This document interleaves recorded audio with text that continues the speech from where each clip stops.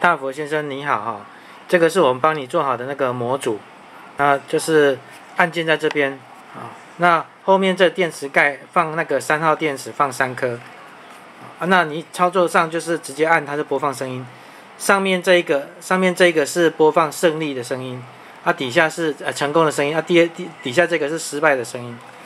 那我这边放一个那个分贝器这边分贝器电源打开，我按心跳声是比较低沉所以说它的声音音量会比较小。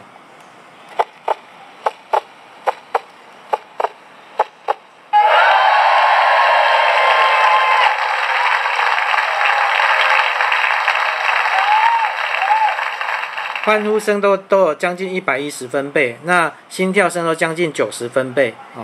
因为如果再调更大声会喇叭会失真，比较难听这个是失败的声音